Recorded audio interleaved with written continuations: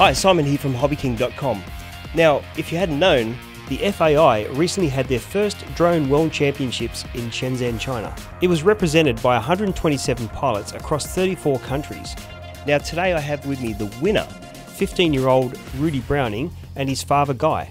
Now Rudi, first of all, congratulations from HobbyKing and the rest of the staff here. Tell us just some thoughts about the win.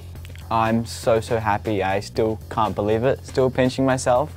Going into the competition, I did feel like the underdog. There were some big names there, and I stayed confident, and I think that was one of the main keys to my success in the racing. We've got the yellow drone of Australia out of the front, the red drone of Latvia in second place, through the bridge, it's neck and neck, Guy, from a father's point of view, it must be just overwhelming.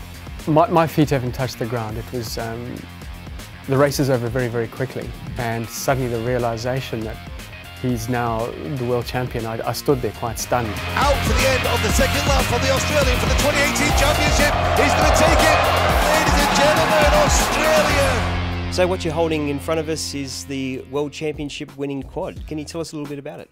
Yeah, so this is the quad I was flying at the World Championships, powered by the Turnigy Graphenes, which delivered really well, pretty much no sag, which a lot of other pilots were complaining about. I chose to run my usual tilt, 60 degrees, on 2306 size motors. I was running a Foxeer Predator V3, Maytech lights, which looked absolutely amazing.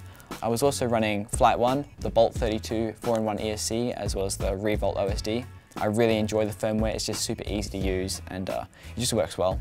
Excellent. So, Rudi, let's just go back in time. Now, where did you start your RC career? So I first got into RC with helis. Dad originally showed an interest, and I tagged along, eventually convinced him to let me have a go, and yeah, I could actually fly. And I eventually made my way up and had to go at some planes and saved up some pocket money and got one of these things, one of the racing drones. So yeah, that's where it all took off. So with your flying, Rudi, are you a freestyler or just a racer or a bit of a hybrid flyer? I'd say I absolutely love the racing, but I think it's important to maintain like a stable balance between the two. Just solely focusing on racing can be quite nerve-wracking and intense, and I think it's important to sit back and relax and go fly in a park with some freestyle and some mates. I definitely, if I had to choose between the two, racing is definitely my favorite. I just enjoy the rush and the adrenaline, but yeah, I like to fly both freestyle and racing. Excellent. Now, I see that you have a YouTube channel, which is RedRu FPV. So if you guys want to check out his YouTube channel, it's RedRu FPV. I'm working with my friend Ben, and we're going to hopefully create some reviews and videos and that sort of thing, which should be really exciting. So yeah, hopefully we get more of a subscriber count, a bit more than 600 subs. So Ben Mortensen, another MultiStar pilot. Great to have you two guys racing each other, flying together, because you're basically pushing each other. Is that the case? Definitely. Ben started racing after me. I met him at one of the local competitions. He improved very quickly, and then before I knew it, I really had to wash my tail because he was right there.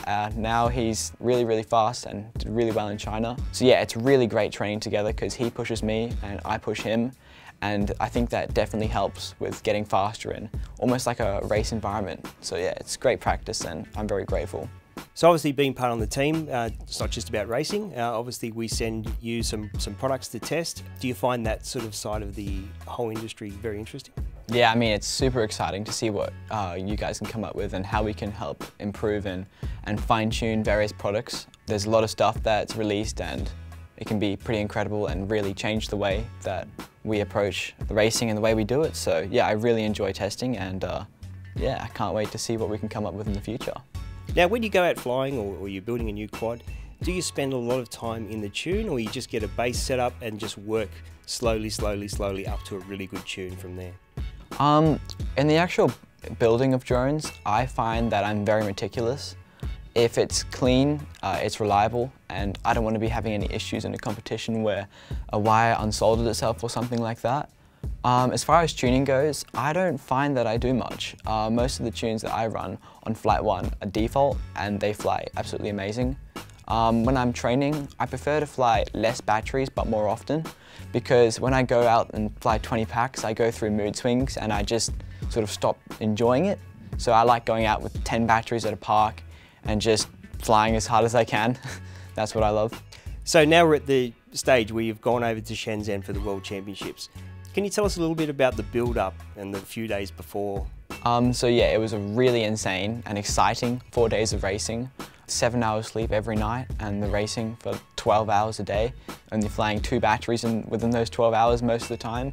It was really mentally draining, quite different to the sort of racing that we're all used to, but no, it was really good fun. Is there any mental preparation that you do before a race? Do you listen to music? Do you have deep breaths, or you're actually kind of relaxed and you just want to get up flying? There is a lot of mental preparation. I think the confidence that I have entering a competition is definitely influential to how I perform in the competition. I do lots of visualization.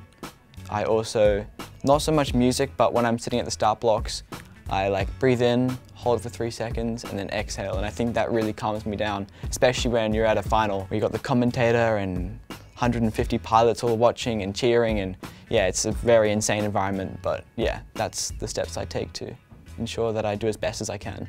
Now also, when you're actually flying through a race, obviously when you're flying a little bit slower, there's less mistakes that have been made and more consistency, and probably your lap times come out. How do you attack that? I only fly as hard as I need to. In the race in China, I had a really good spotter, my mate Jack, and he was pretty much telling me lap times, distance between second and third, and how hard I need to push. It's really important for a spotter to be relaxed and calm, because that can really affect a pilot. So yeah, he's really good and relaxed, and I think that really helped. So now let's talk about the main race, the final, the big one. You've got your spotter ready, goggles down, racing on the tone. What's going through your mind? I was very, very nervous. I couldn't even eat lunch or breakfast that morning. Those 3 seconds after the commentator says, "I'm your quads," feel like they take absolutely forever. Just as the buzzer goes off, I had a really, really good start and pretty much kept the lead for the whole race. Bit of an incident on the second lap. I did see that. So tell us about this. Racing's all about millimetres, and you might have gone a little bit too close to something. Definitely. There was quite a technical section where it would raise up and there'd be a gate right after, sort of like a roller coaster hoop. So yeah, I clipped the top of that gate pretty hard, and yeah, my heart pretty much skipped a beat. My quad did some weird front flip, side flip thing, and I managed to regain orientation and just quickly catch back onto the track. And fortunately, I had enough of a lead that I still had 3 seconds on second place. So yeah, I just pulled away a little bit and backed it off to make sure I stayed consistent and took home the win. And I guess thank God for those developers that make those unbreakable props, and they're not those props that just demolish itself when you look at them. Yeah, GemFan, they do a really good job, and to be honest, I was really shocked that they actually stood up to such abuse. So you've done all the laps, you've come home first. Tell us what happened straight after the win. I was in disbelief. I took off my goggles and just remember giving Jack a massive hug, as well as Dave Purebred. And yeah, I was just so stoked. I couldn't believe it. It was something I dreamt of, and when it actually happened and I was in the moment, it was just such an amazing feeling. Life of a rock star, after party, how did all that go? It was absolutely amazing.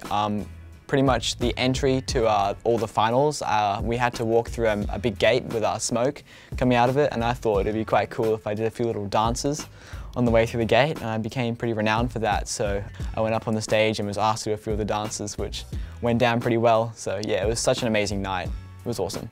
So now, $24,000 US. Now that's a lot of money. Have you got any thoughts about where that's going to go to? Possibly a car, a 4x4 or something sporty, but yeah, right now I'm really not sure. I still can't believe that I've won that amount of money at a drone racing competition. And so what's next? Onwards and upwards. There's going to be a lot of awesome races next year, especially with DCL, Drone Championships League. 16 races in 8 different countries all over the world, the first one starting in Switzerland.